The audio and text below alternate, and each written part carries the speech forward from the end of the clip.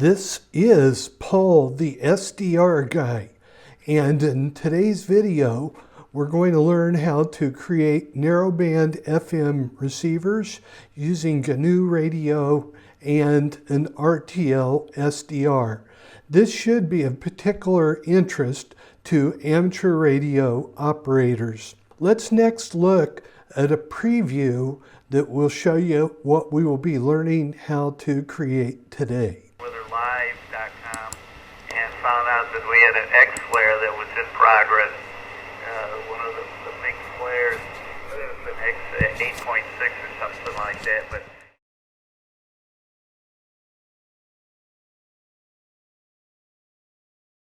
okay, let's launch SDR++. To begin with, what I want to show you is I have already recorded a Baseband IQ file, and if you'll notice, for source, I've changed it to file, and then I have the path to the particular IQ file that I want. And so I open that, and then I can click on play. Unsettled.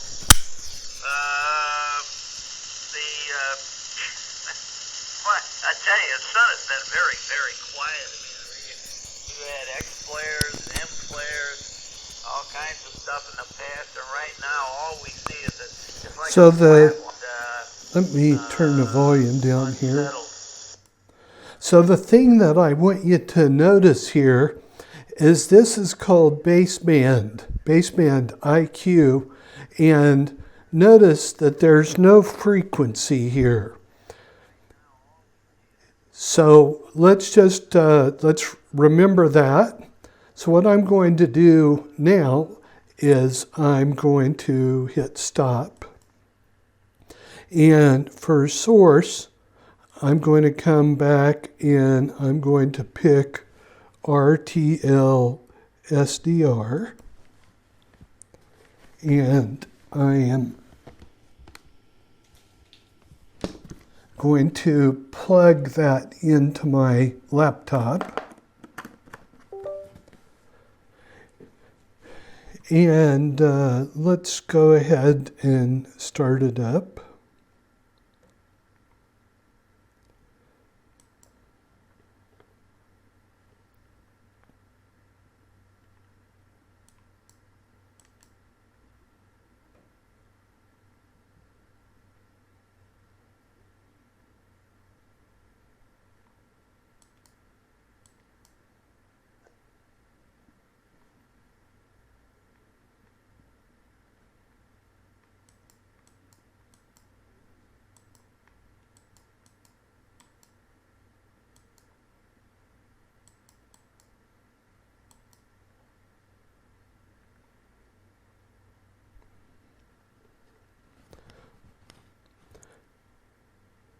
Okay, so in order to record an IQ file, you tune in to whatever frequency that you're wanting to look at or to hear, and you want to set your bandwidth.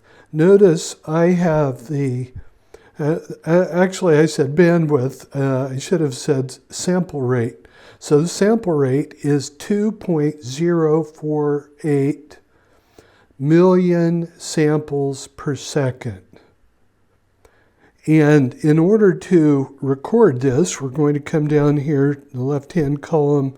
We're going to click on Recorder, and you will want to click on Baseband, and you'll click on these three dots to the right,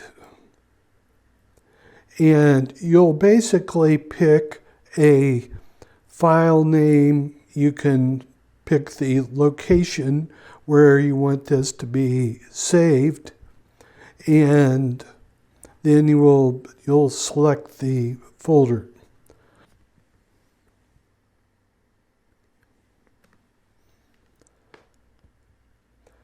So once you identify the file name and the location you want to save the baseband file to, you will keep container set to WAV, sample type 16-bit integer. Then you simply click on the record button. And again, can't overemphasize this, these files will grow very large very quickly. So after you let this run for a little while, then you simply click on stop. The next thing we're going to do is we're going to open a browser and we're going to go to Paul's GitHub repository. The link will be in the description. And once we get there, you can notice there's a folder for episode 13. Today's episode is 14. And what we're going to do is click on Code Download Zip. And that is done. So we're going to now go to our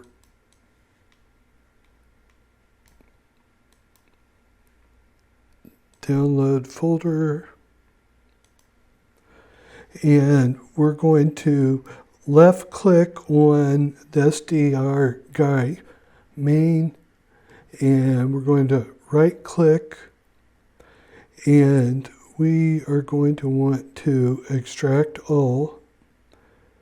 And we will put the folder in the downloads directory. And if we click here, notice there's an episode 13 and an episode 14. There are all of our files for today's video.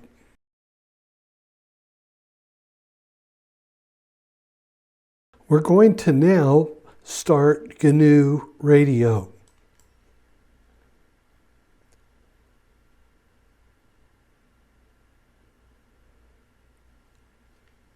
After GNU Radio starts up, we're going to come up to the upper left-hand corner. We're going to click on the open folder, and we're going to browse to our downloads directory. Here's the folder that we extracted.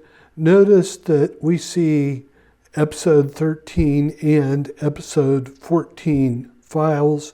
We're going to double click on episode 14 and left click on the first row. Then we're going to hold the shift key down and left click on the bottom to select all. Then we're going to click open. And this opens up all of the flow graphs from within GNU Radio. We're going to go ahead and delete the untitled one. We'll close without saving. And let's go ahead and open up a narrowband, a mono broadcast FM receiver from episode 13. So let's once again go back to downloads, the SDR guy main, episode 13. And we're going to look at this mono FM receiver and open that. So this is what we left off with in episode 13. We had both a mono FM receiver and a stereo receiver. So when we look this flow graph over, we'll realize that it's pretty simple to convert this into a narrowband FM and the narrowband FM demodulator.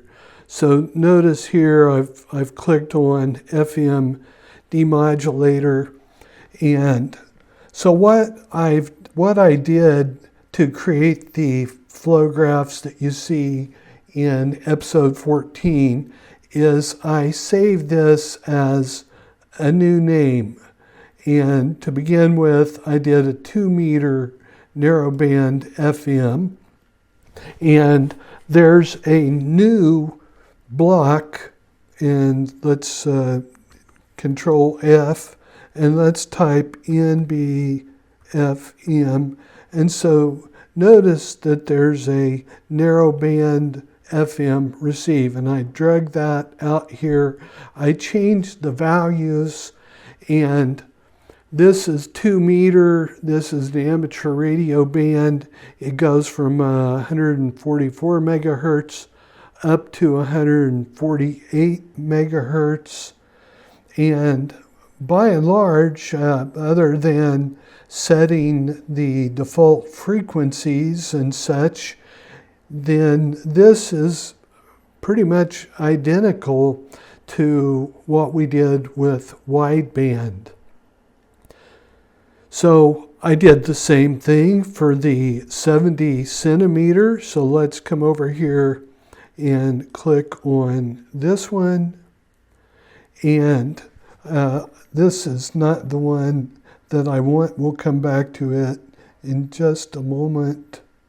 I think I've got to click here.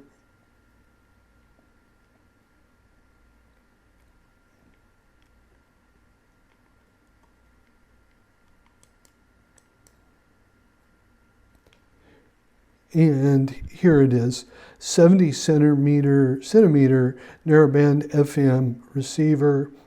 And once again, I just changed the FM demodulator out to narrowband FM, and I changed the frequencies. And in this case, it's the 70 centimeter ham band. So last lesson, or last video was quite long. It was around 45 minutes. I showed you how to go and find blocks, drag them out, connect them with arrows. If you need to review that, you can go and rewatch episode 13. But to save time, the work is done here, and all of these things work. The last thing that I wanted to show you about all of this is we have RTL-SDR source. So when early on in this video, we learned how to create a IQ file from SDR++, a baseband IQ file. Well, I included 2 additional flow graphs, and let's look at those. Let's begin with the 70 centimeter narrowband receive. And notice over here on the far left, I've replaced the RTL-SDR with a WAV file source and this float to complex block. So let me come over here and show you what I had to do here. So here is a WAV file source, but notice it has only one output, and we know it's orange, so that means float. So let's open that up, and we can change the channels from 1 to 2. So I did that. And let's say OK here.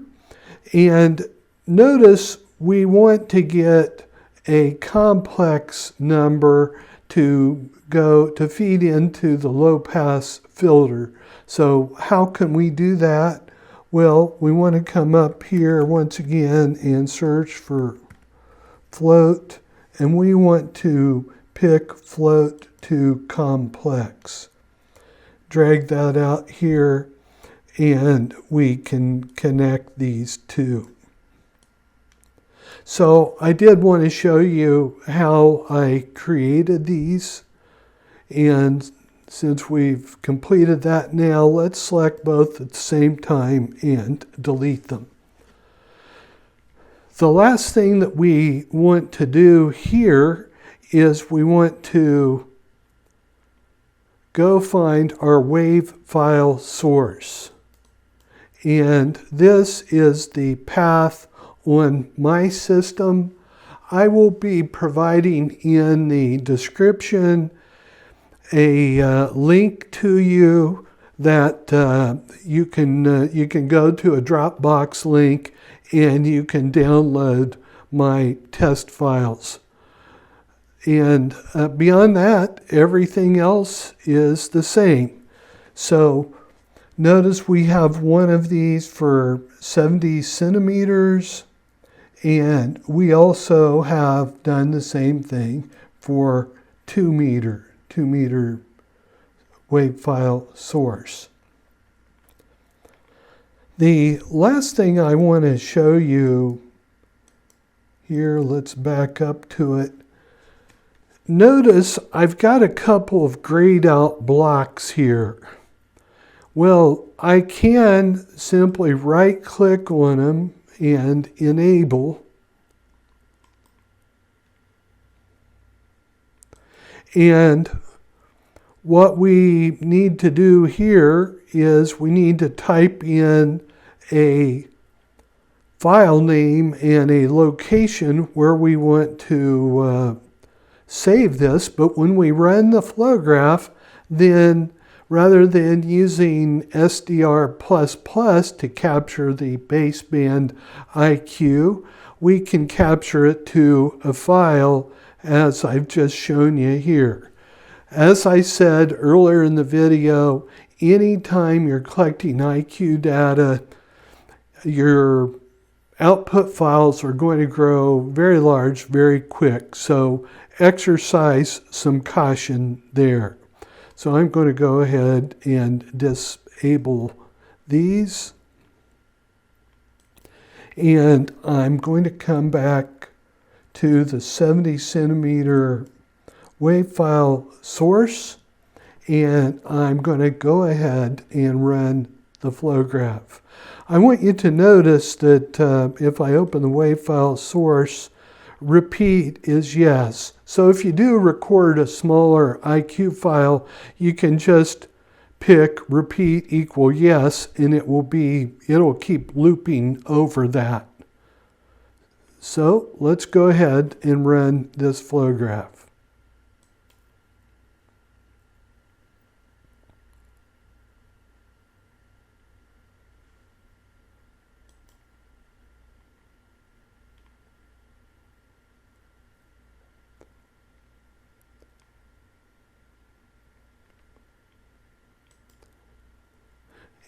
And here you have it. You have both a 70 centimeter and 2 meter narrowband FM receivers and some extra learnings to go along with that in terms of WAV file sources and WAV file syncs. This is Paul the SDR guy. Thank you for watching, and please consider liking the video and subscribing to the channel. Have a great day.